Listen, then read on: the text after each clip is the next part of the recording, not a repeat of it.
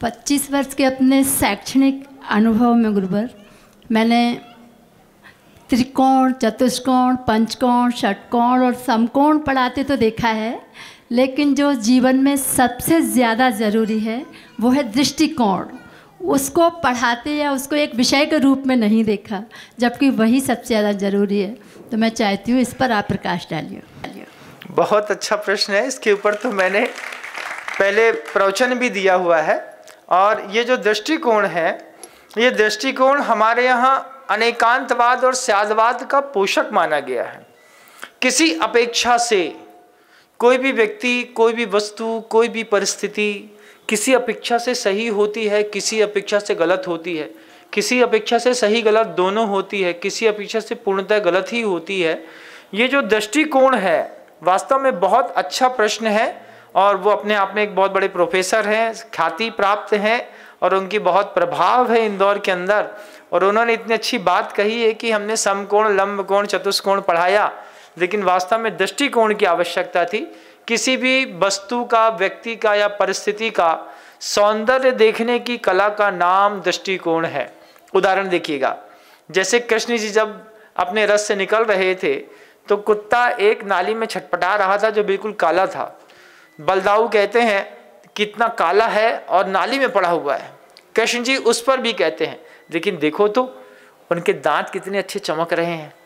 तो अपना दृष्टिकोण है गलत में सही देखने का, बुरे में अच्छा देखने का। ये दृष्टिकोण ही रहता है जो व्यक्ति को बहुत ऊंचा उठाता है। जितनी बार गलतियां होती हैं उतनी बार अच्छे लोग उसमें से कुछ अच्छाई ढूंढ लेते हैं।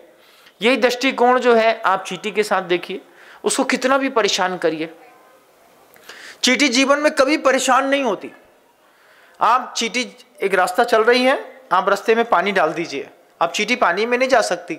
आपने पानी डाला है तो वो जहाँ तक पानी गया है वो वहाँ तक दूर जाएगी, फिर वहाँ से लौटेगी, फिर वो अपनी यात्रा शुरू कर देगी। उसका दृष्टिकोण है मुझे अपने मुकाम तक किसी कीमत में रुकना नहीं है। एक विजन बना लिया, जिस विजन का नाम आप दृष्टिकोण कह रहे हैं, ये प्रत्येक व्यक्ति को बहुत सौंदर्य के साथ अपने अंतर्मन में विकसित करना चाहिए। इसके लिए सबसे बड़ी बात है जो सुबह मैंने उद्बोधनों में कही थी कि सबसे पहले जीवन में किसी भी व्यक्ति के प्रति प्रेम पैदा करिए। जैसे ही आप सामान्य व्यक्ति के प्रति भी प्रेम पैदा करेंगे, आपका दृष्टिकोण अपने आप निर्मल होने लगेगा। किसी को वंचना करना, किसी को ठगना नहीं होता, स्वयं को ठगना होता है। जब हम सबसे प्रेम करने की आदत धीरे धीरे करके डाल देते हैं, अभ्यासजन प्रक्रिया है, एक दिन में नहीं होता, कहने से भी नहीं होता है, लेकिन धीरे धीरे होता है। धीरे धीरे दुनिया का हर अजनबी चेहरा अपना लगने लगता है, बिना राग द्वेष किए। जैसे गुरुदेव सबको स्वीकार कर लेते थे, ऐसे ही हम सब भी स्वीकार करेंगे। तो जब प्रेम हमारे जीवन में बढ़ेगा तो हमारा दृष्टिकोण निर्मल होगा, और जब हमारा दृष्टिकोण निर्मल होगा तो हमारी दृष्टि के साथ साथ हमारी अंतर्दृष्टि भी निर्मल होगी और हमारा आगे का मार्ग भी प्रशस्त होगा। नमस्ते गुरुदेव।